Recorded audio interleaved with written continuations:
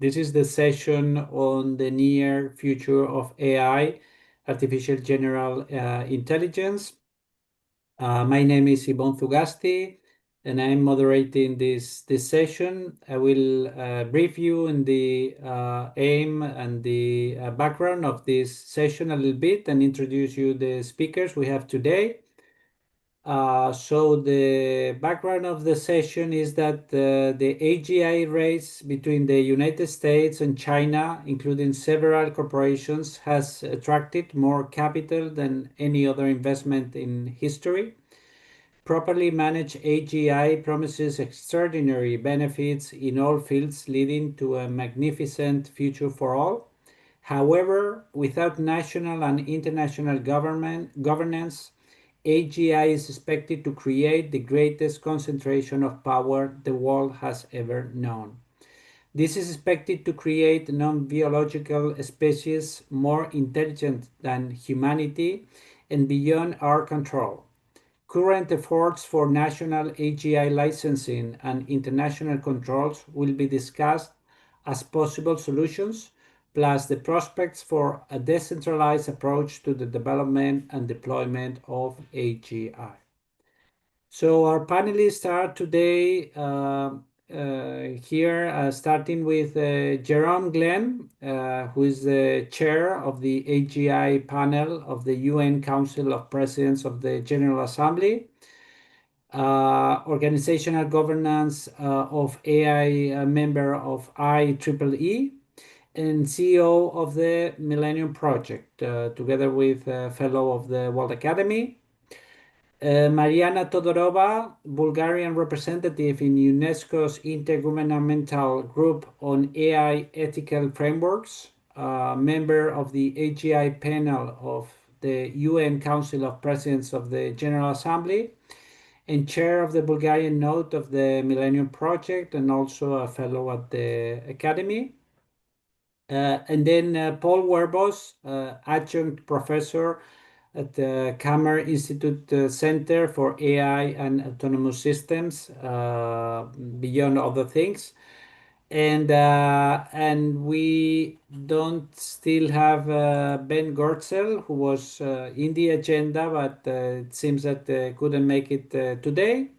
So as time is running, I suggest that we start already with the session.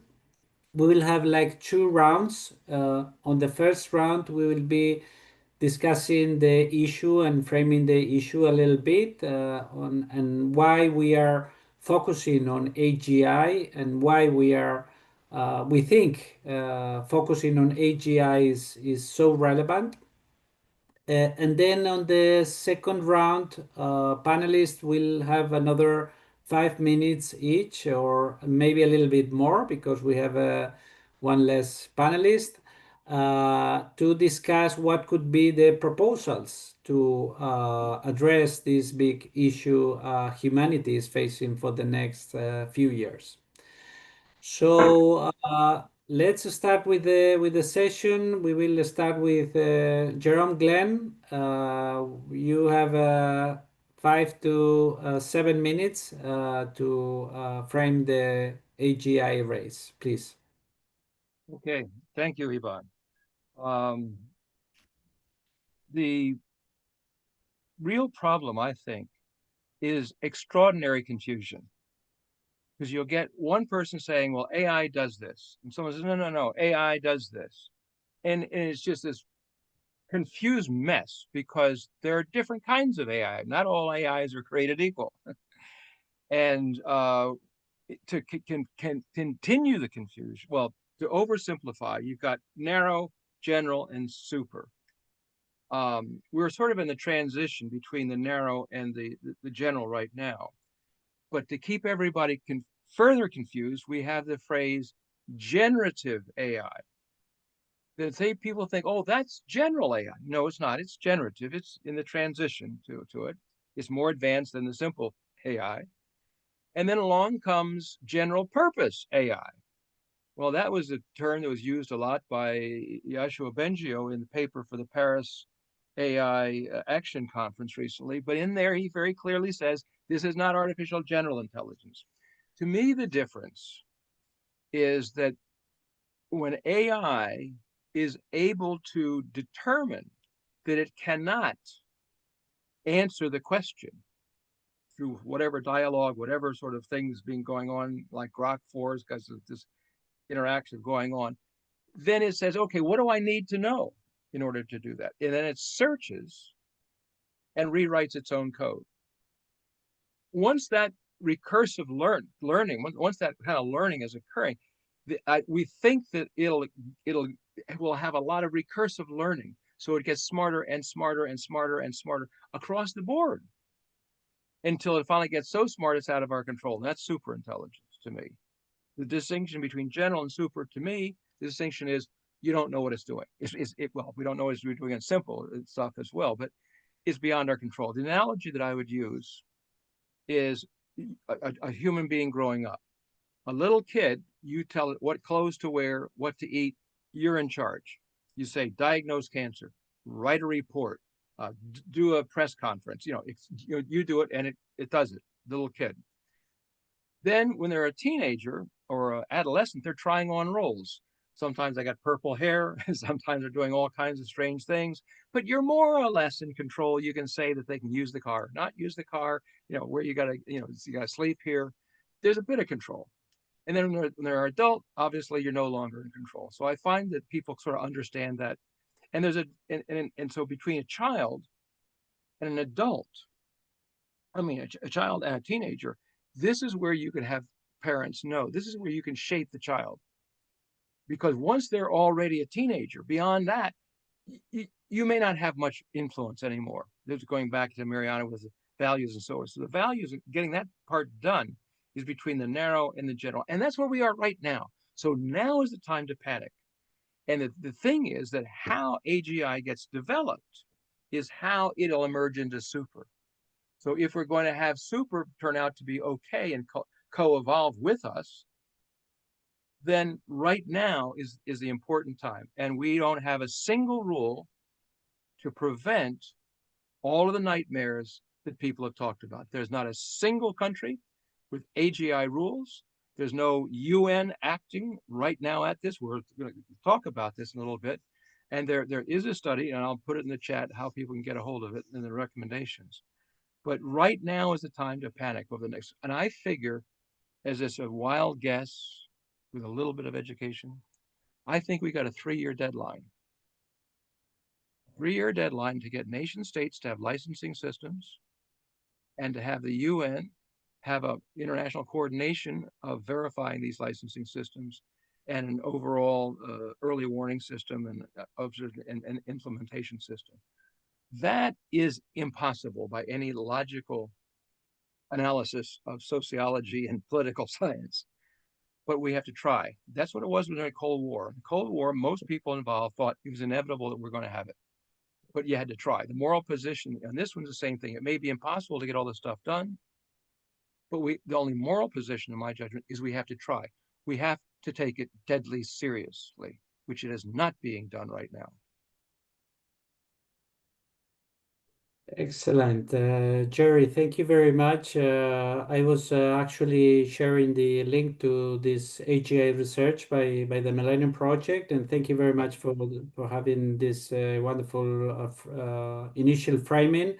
And we will now turn into Mariana Todorova, who is also a member of the Millennium Project, and will extend a little bit on this framing of the AGI challenge. Please, Mariana, you have 6-7 minutes. Okay, thank you, Ibon. The comments from Jerry were extremely important and substantial, and I would like to invite all the people that are watching our session to look for our document, AGI document, at the page of UNCPGA or at the Millennium Project page, because they will see the framework of it, and this is the more political approach.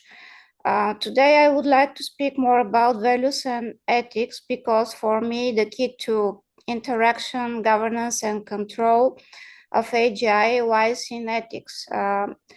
And we stand not at the edge of a mere technological shift, but at the threshold of civilizational redefinition. And most of the people actually don't understand that this is not just a technological shift, but a kind of new shift of how we interact with each other and with these new entities.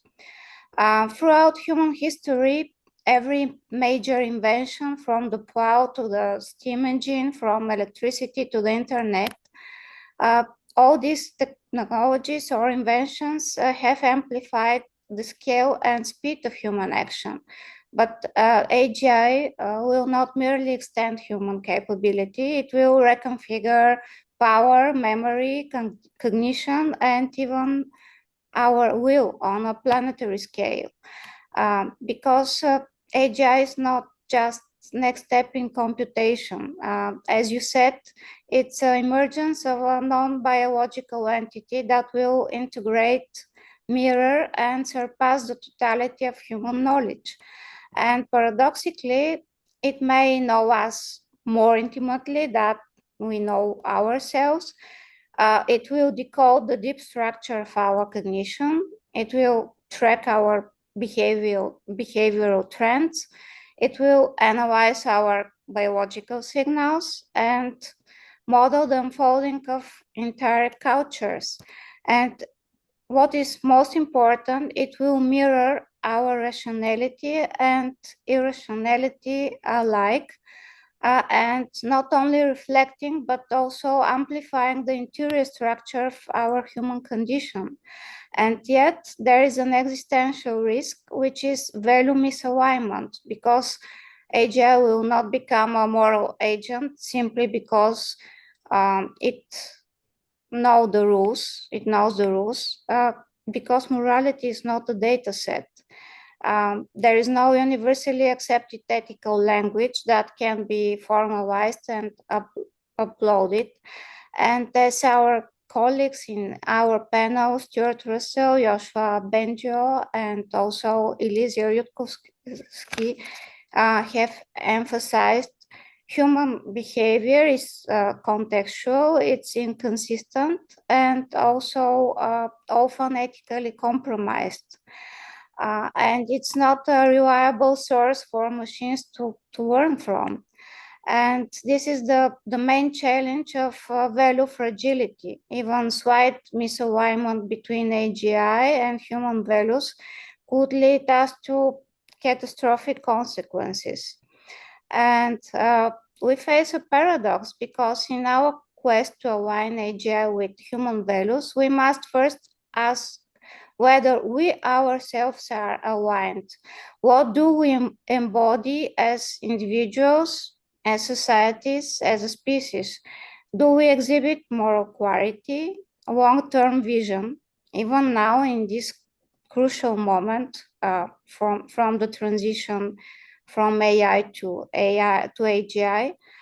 And do we have the capacity for self-reflection worthy of being mirrored in the architecture of AGI?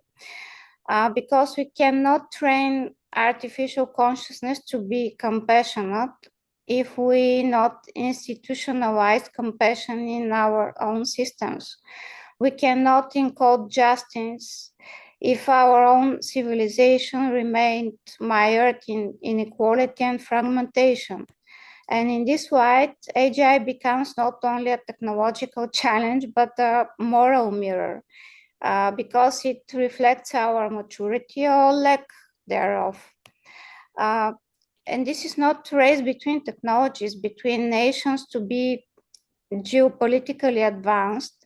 It's a race between our ethical evolution and the acceleration of artificial agency.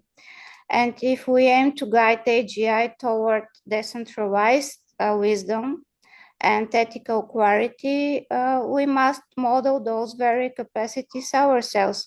But at this moment, it seems like an unattainable utopia, which is why in my next intervention, I will propose more concrete ideas. This would just like some challenging inputs and questions.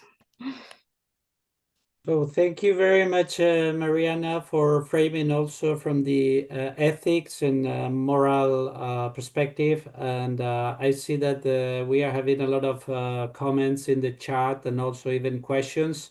We will have some time, hopefully, at the end of this session for questions and answers.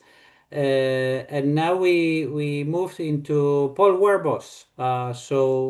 We also end this first round with the same question, Paul. What is the status of the current AGI race, and what is the need for international governance frameworks? Saying misuse of artificial intelligence, #1 threat to the existence of the human species in this century. If you go to buildaworld.org, there's a lot more detail about all of these grand challenges. Next 10 years, there are new threats in AGI which are threatening our very existence. The next slide, a long talk about an hour on Korean national television in 2009. This talk is probably available still on YouTube. The real thing about artificial general intelligence, it's to come up with lots of verbal definitions which don't mean much because they're all words. But there's also a lot of new mathematics. And the new mathematics tells us that AGI is radically different from what most people believe.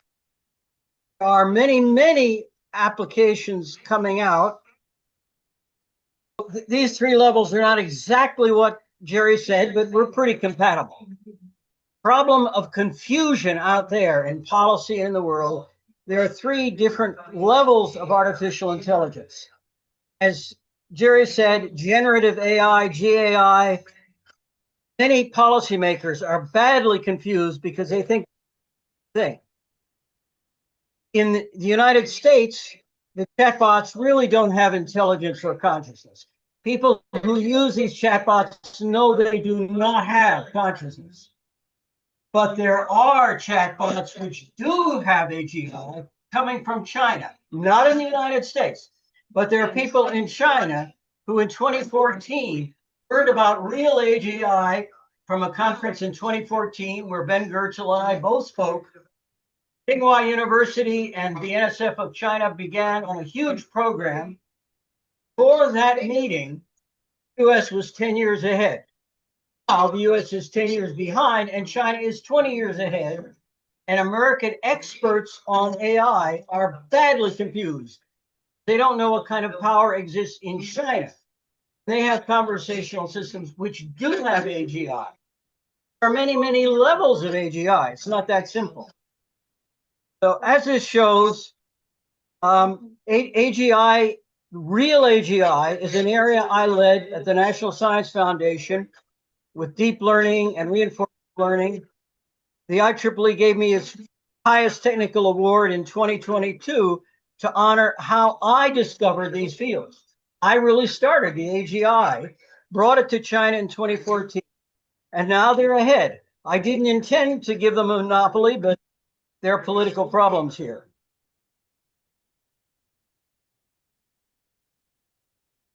There are new capabilities now in process this year. There have been breakthroughs this year which go towards what you call superintelligence. So now, problems.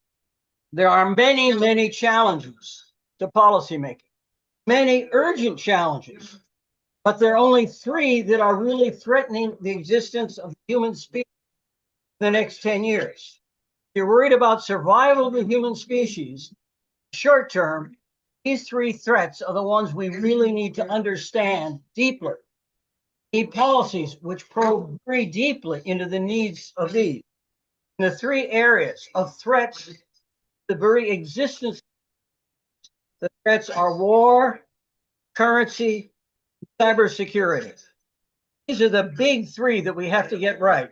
There are lots of Mickey Mouse things that lawyers rightly address, but if we want to stay alive, what we need to focus on and get right are the things connected to war, money, cybersecurity.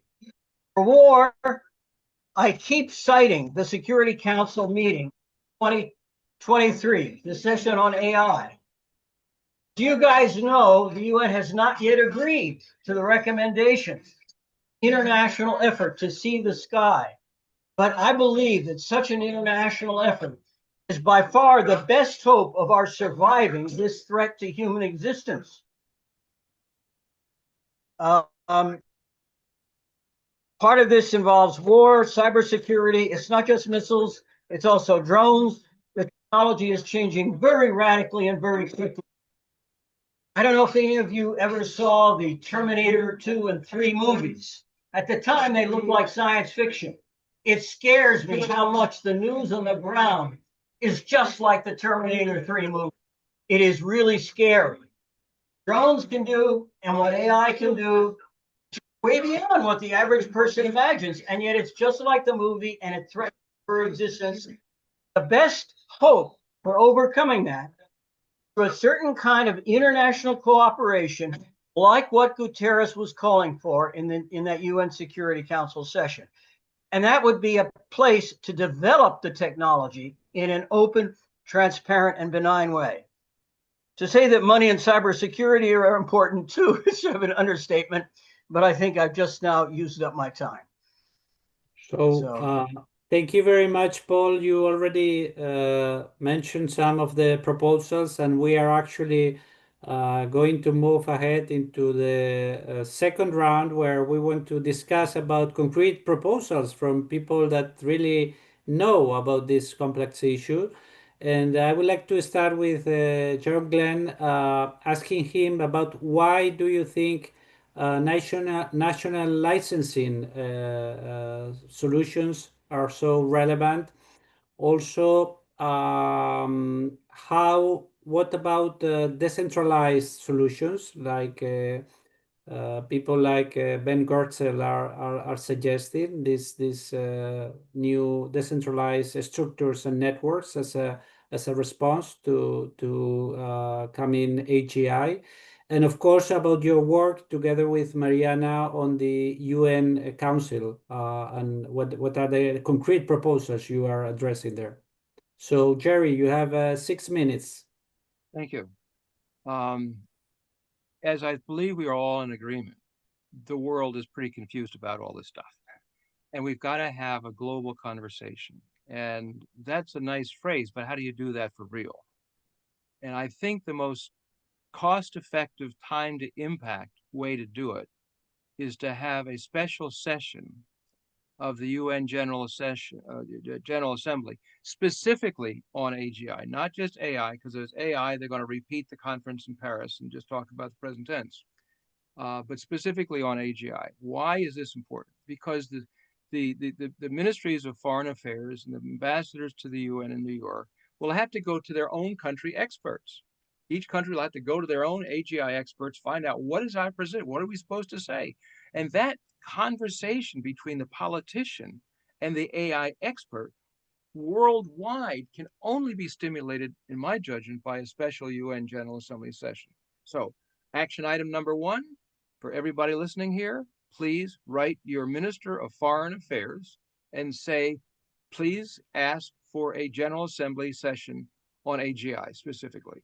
That's one thing to get that done. On the national licensing system, there was a meeting in Montevideo, Uruguay, over almost 2 years ago, where parliamentary representatives from 70 countries said they would work on AGI licensing. I have not seen one word on one piece of paper on a licensing authorization. People talked about it, but I haven't seen anything being done. So one of the things that the people on this watching this can do is contract your local politicians, your senators, congressmen, parliamentary, and say, please begin to look at, have hearings, bring in some experts. What should a law be to authorize a licensing system? We don't let somebody drive a car without a license. We certainly don't let them buy a nuclear weapon without a licensing procedure.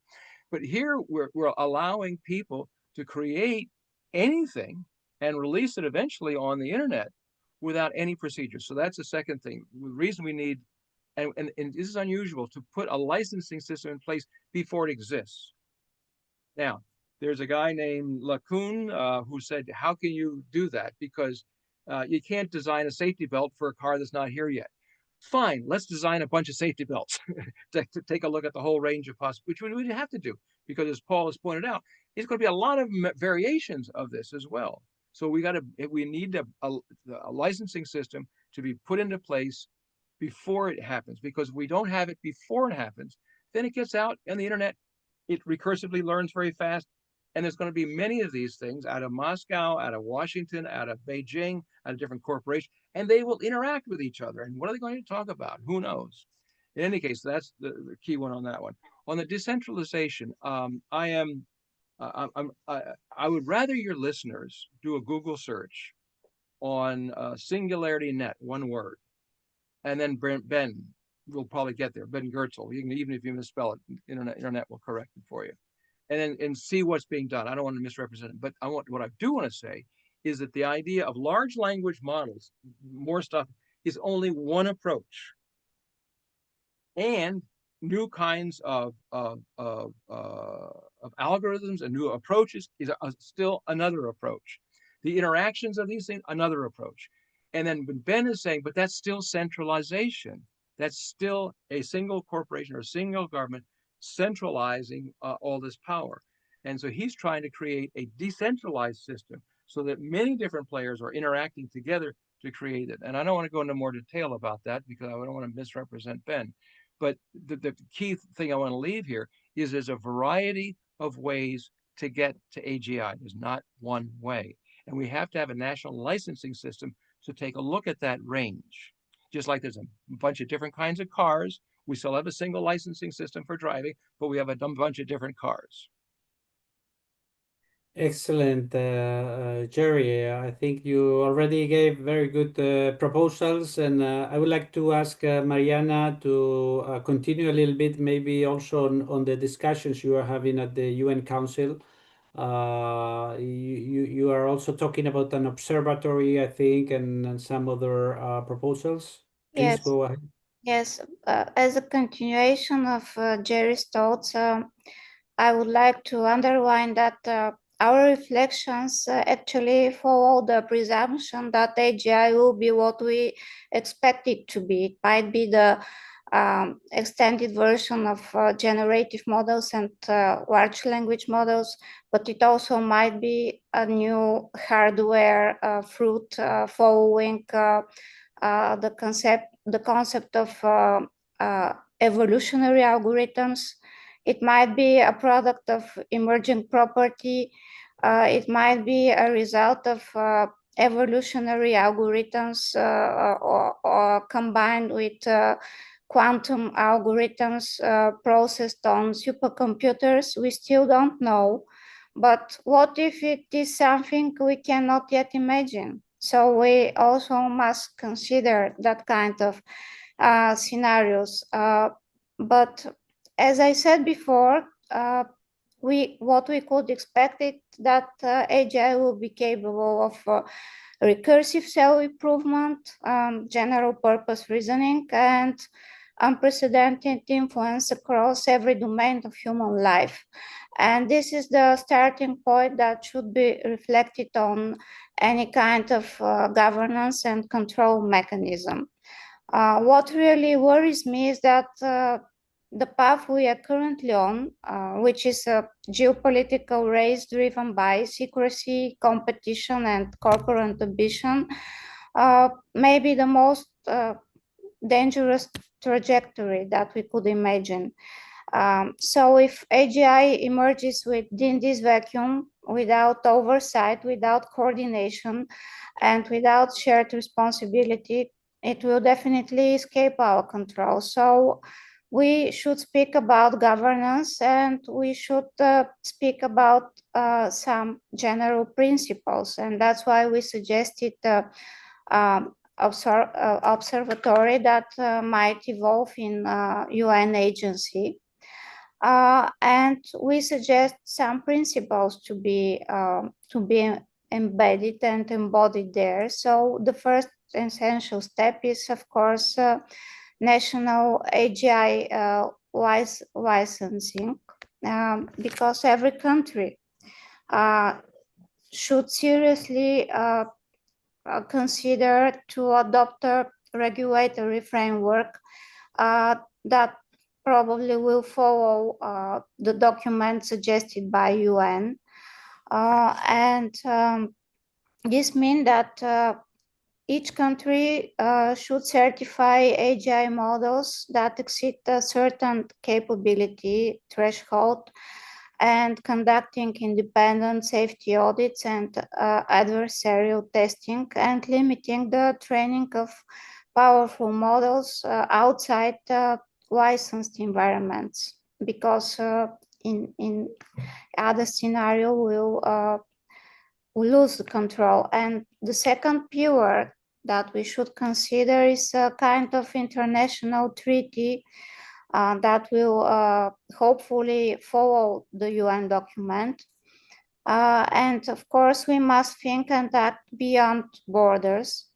What is needed is a binding global treaty, because UN documents are usually with no non-binding consequences and effects, and it might be a kind of Geneva Convention, but Geneva Convention for cognition, or for AGI and human relationship.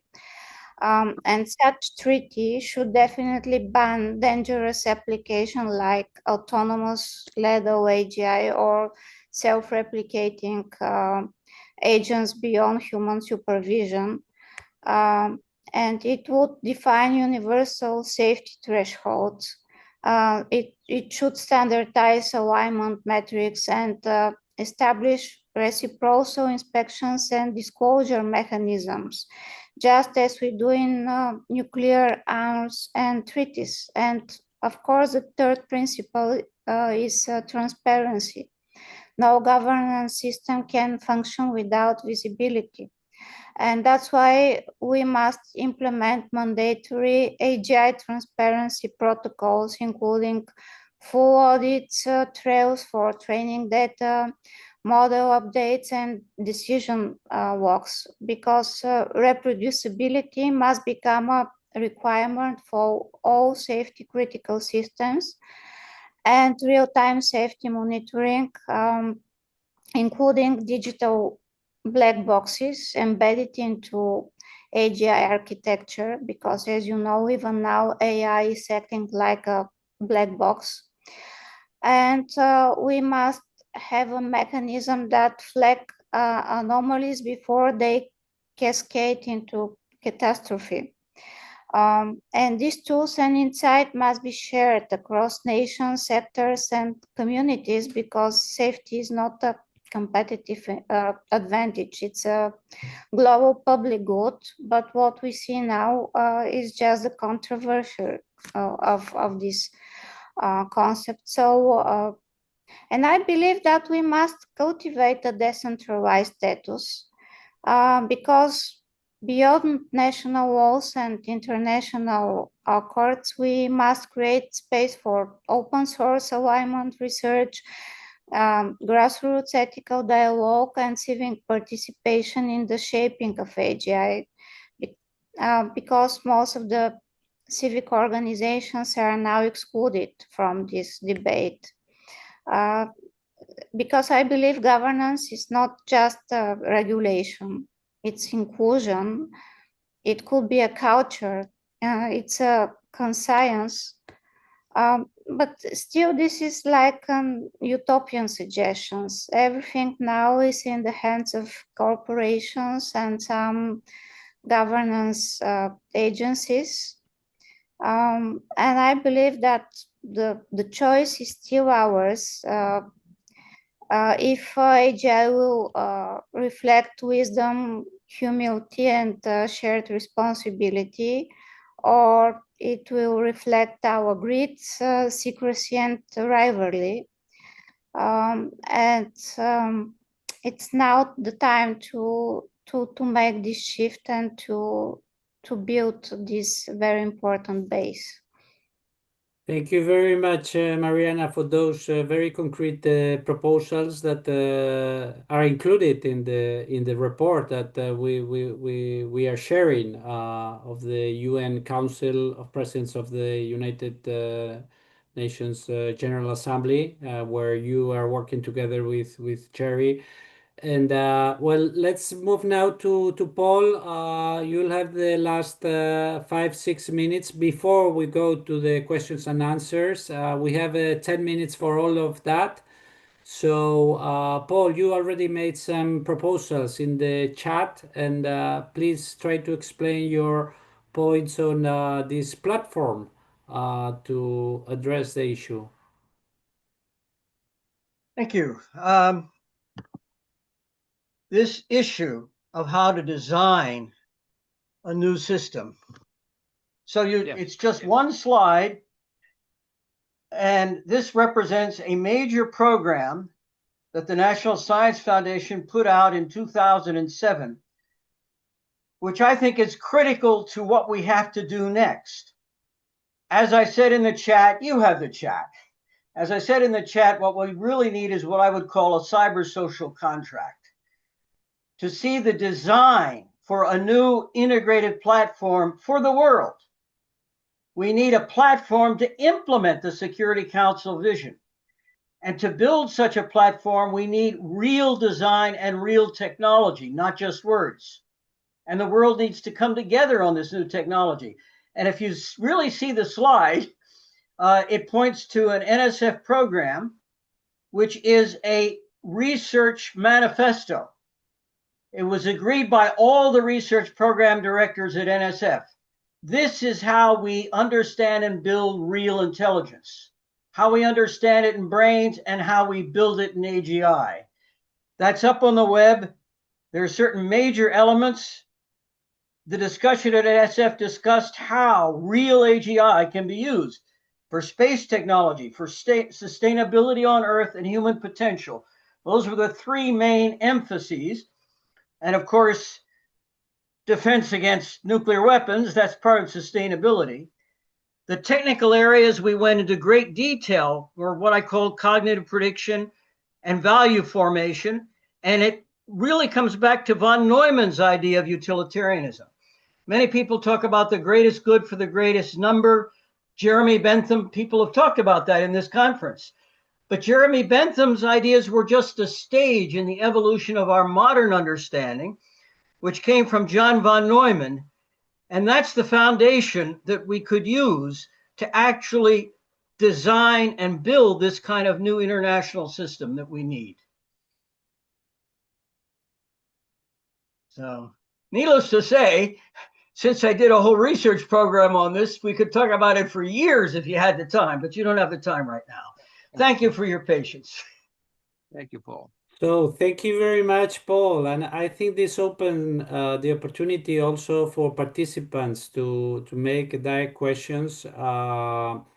If any of you want to answer those comments or questions in the chat or in the questions and answers section, David Booth and Alexander Sidansek were already pointing out some of the issues. So, do any of you, Jerry, Mariana, Paul, want to comment those? Yeah, one thing I forgot to mention on the action item list is that if you can find out who is the speechwriter for your president's address to the General Assembly this September, it would be nice if they would throw in there, hey, we think the future of AI requires a UN General Assembly special session. Because if we get maybe 5 or 10 countries to put that in there, it increases the likelihood of a General Assembly. The report was received by the President of the General Assembly, was agreed to and all that. But that's one thing for him to say, I accept it, and that's okay. It's another thing to call for General Assembly because he's a politician. He wants other countries to say, I want to do this. I mean, politicians don't like to act on their own. They want to build a coalition. So the way to do that, I would suggest, is if you can get a hold of who the speechwriter is and engage with them somehow. This can't be simply an academic nice discussion. This has got to move into the action phase, because as Paul's also said, this is the time to act. A little bit later down the road, it's a little bit too late.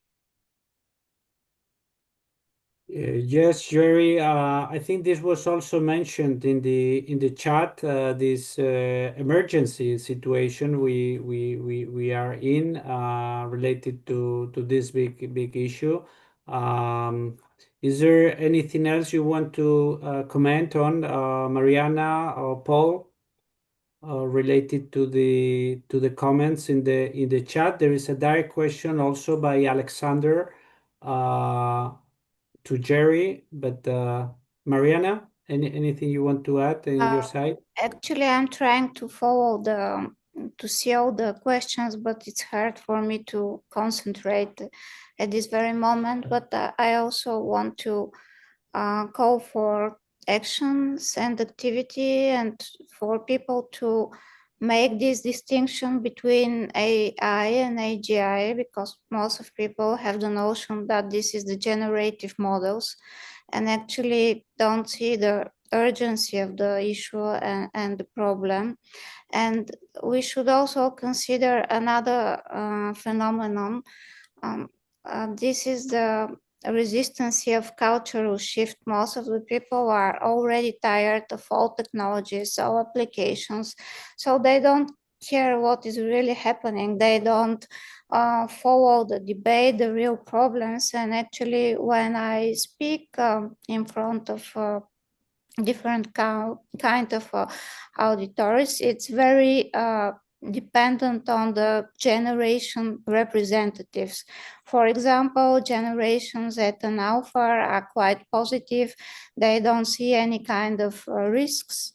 And in opposite, generation X, baby boomers, think that this is the end of human civilization.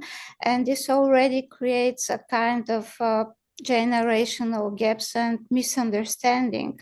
We don't have one homogenic dialogue about this issue. So these kind of discussions are very important too. So I want to agree emphatically. When I was getting my PhD, I had ideas about the rise and fall of civilizations. Harvard wanted me to write my thesis on that. Instead, I came up with the deep learning and neural nets because I felt it was easier, and I felt to understand the rise and fall of civilizations required knowledge I didn't have. Since then, I have learned a bit more about the knowledge I didn't have. I now say my two holy books are von Neumann, Games and Economic Behavior, and the other one is Carl Jung's Red Book. I believe that psychiatry is becoming more and more important to understand how politics is working and what we have to do to survive, because we need to heal. And Jung might say we have a collective intelligence and we have a kind of schizophrenia, a split, a conflict within ourselves. And the real question is, how do we heal our collective intelligence and stop killing each other? How do we attain a higher level of consciousness as humans? But given the way politics works, we might need the help of AI and of higher mammals like the best dolphins. We might need help in order to become sane enough to avoid killing ourselves, which is what we're in the process of doing now. But yes, I have learned psychiatry has a lot to say about world politics. Especially there was a longitudinal study of Harvard graduates by a guy named Vaillant. Longitudinal Vaillant. And he talked about which characteristic neuroses affect the quality of life of Harvard graduates. And they are very relevant to our political leaders today. Yeah. Oh, Ibon, if I can add a little thing. Sure, Jerry. Eric Schmidt, everybody knows, former CEO of Google, had a very nice interview last week. And in there, he figures that the estimate for just the United States for extra electricity to take care of all this future forms of AI over the next 20 years would be 92 gigawatts of power. 92 gigawatts. Now, a nuclear reactor is like around 1 gigawatt. So he's talking about, to meet that demand in the United States alone, you'd need 92 new nuclear power plants. I don't think you're going to be able to build that many that fast.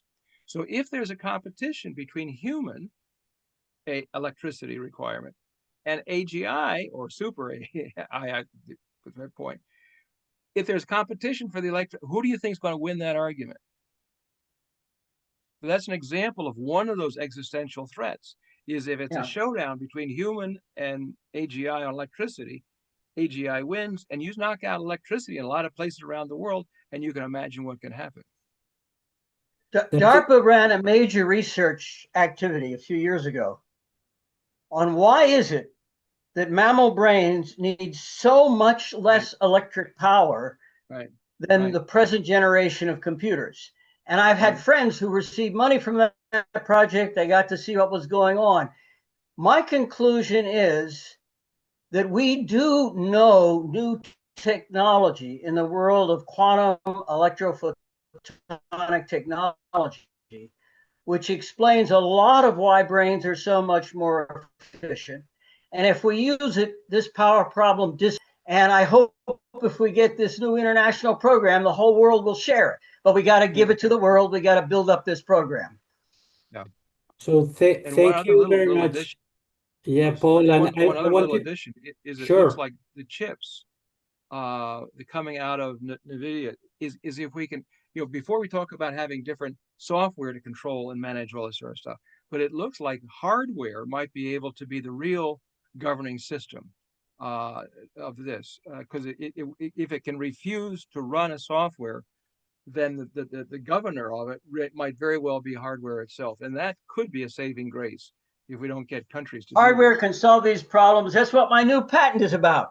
I did show 3 levels of AI. There is a third level, and we have mathematics. We just got to go ahead and implement it. That's right. Because if countries can't do this, it would be nice if they do. But if they can't, then if the hardware, you got to have the hardware to run this. Oh, yeah. And if you don't, and if that hardware has the governance built in, then maybe that's our saving grace. Well, quantum hardware can solve this problem. I just wanted to point out that David Wood was so kind to share the link to the video Jerome Glenn was mentioning on the interview with Eric Schmidt, which I think is one of the best interviews to understand this big issue and potential solutions. So I think we are already running out of time. If you have any final comment, any final remark, any of you, Jerry, Mariana, Paul, just maybe a reminder to everyone that you can contact your governments or your ministries of foreign affairs, secretaries of state. My government, the big issue we have in my state is Trump's plan to cut back basic science. And a lot of what I'm talking about, we had the capability to do in NSF. And the changes they've made endanger the whole world. And so I pray that UNESCO, maybe in connection with what you're doing, UNESCO might be charged to reinvent the best that NSF ever was on a global level. We need that very hardcore scientific base. And if we can't get it from Donald Trump, then what the hell? We needed to do it on a global level anyway. As a Quaker, I sometimes say, hey, maybe that's God's plan. It's supposed to be international, for God's sake. So that's a wonderful proposal, Paul, to have a global NSF. And so either UNESCO or whoever could help in that mission will be very welcome. And hopefully we will have a global NSF before than later. So let me end this session by thanking our wonderful panelists today. This is not the end of the conversation. This is just the continuation. and I really encourage everyone to contact the Millennium Project if you want to continue with this conversation, and send us your questions and remarks and your willingness to help in this very, very important vision for the future of humanity. Thank you very much to all for attending, and I wish you a wonderful conference from now on.